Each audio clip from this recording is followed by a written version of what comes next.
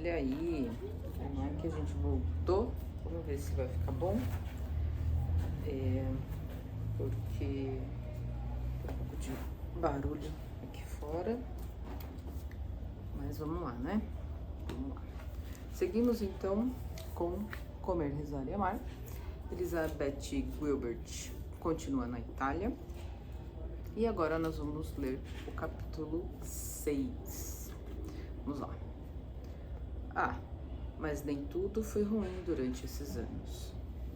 Já que Deus nunca fecha uma porta na sua cara sem abrir uma janela, ou qualquer que seja o velho ditado, algumas coisas maravilhosas aconteceram comigo à sombra de toda aquela tristeza. Para começar, finalmente comecei a aprender italiano. Em segundo lugar, encontrei uma guru indiana. Por fim, fui convidada por um velho xamã a ir morar com ele na Indonésia. Vou explicar tudo na ordem. As coisas começaram a melhorar um pouco quando saí do apartamento de David no início de 2002 e encontrei um apartamento só para mim pela primeira vez na vida.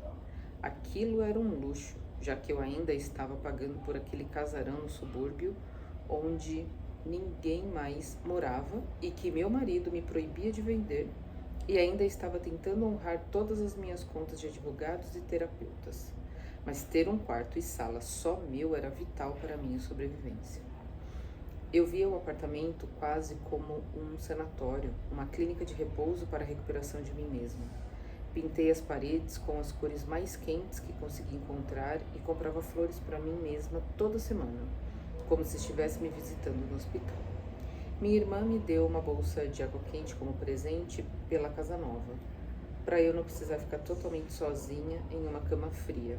E eu dormia todas as noites com aquele objeto aninhado junto ao meu coração, como alguém tratando uma lesão esportiva. David e eu tínhamos terminado de vez, ou talvez não tivéssemos. É difícil lembrar agora quantas vezes terminamos e tornamos a reatar durante aqueles meses. Mas surgiu um padrão. Eu me separava de David, recuperava minha força e minha confiança, e então, atraído como sempre por minha força e confiança, sua paixão por mim renascia. Com respeito, sobriedade e inteligência, nós discutíamos uma nova tentativa, sempre com algum novo e saudável plano para minimizar nossas aparentes incompatibilidades.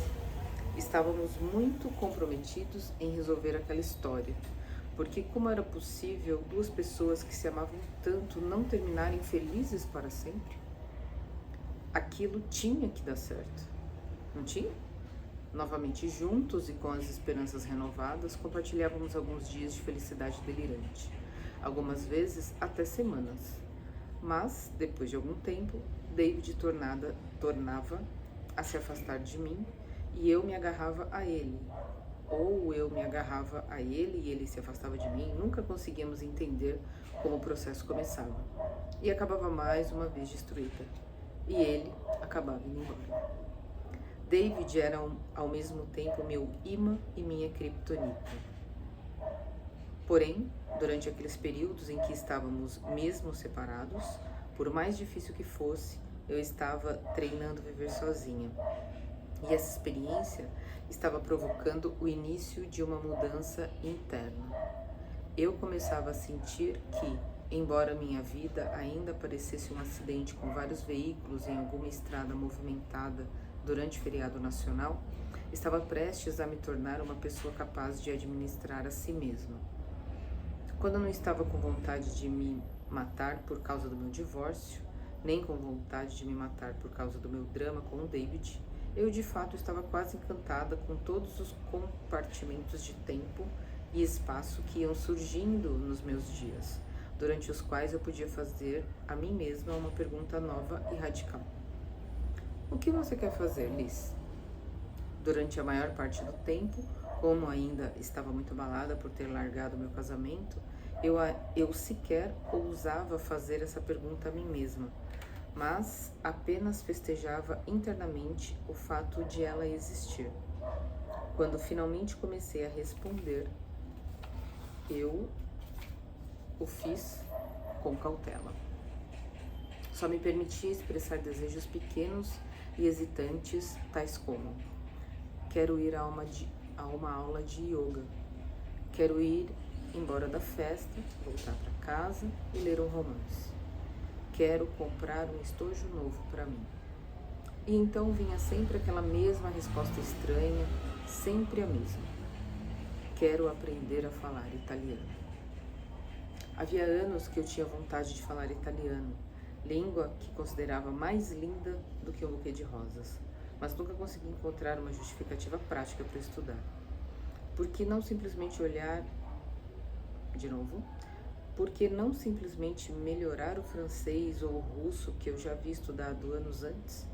Ou por que não aprender espanhol para poder me comunicar melhor com milhões de meus co-cidadãos americanos? Ou o que eu iria fazer com o italiano? Eu não me mudaria para lá. Seria mais inútil. De novo, seria mais útil aprender a tocar acordeon. Mas porque tudo sempre tem de ter uma explicação prática, eu passava tantos anos sendo um soldadinho bem comportado, trabalhando, produzindo, sem nunca perder um prazo, zelando por pessoas queridas, pelas minhas gengivas e por meu nome na praça, votando e etc. Será que esta nossa vida tem de ser apenas dever? Naquele período sombrio de perda, será que eu precisava de outra justificativa para aprender italiano, além do fato de que essa era a única coisa em que eu conseguia pensar que poderia me proporcionar algum prazer naquele momento? E estudar um idioma, afinal de contas, não era um objetivo assim tão disparatado.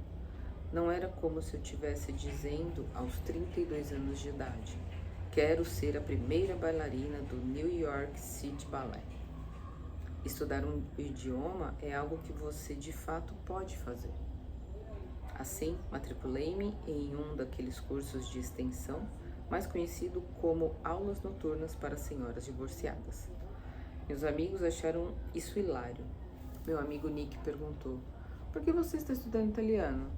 Para, caso a Itália um dia volte a invadir a Etiópia e dessa vez consiga poder se gabar de dominar uma língua falada em 2 países? Mas eu estava adorando. Cada palavra era para mim o canto de um pardal, um passe de mágica, uma trufa. Depois da aula, eu voltava para casa pisando nas poças de chuva, enchia a banheira de água quente e ficava ali deitada no meio da espuma, lendo em voz alta o dicionário de italiano para mim mesma, sem pensar nas pressões do meu divórcio, nem da minha decepção amorosa. As palavras me faziam rir de alegria.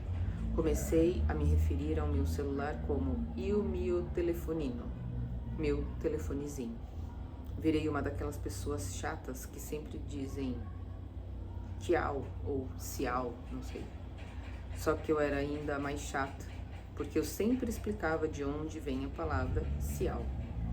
Se estiverem interessados, é uma abreviação de uma expressão usada pelos venezianos medievais como cumprimento informal.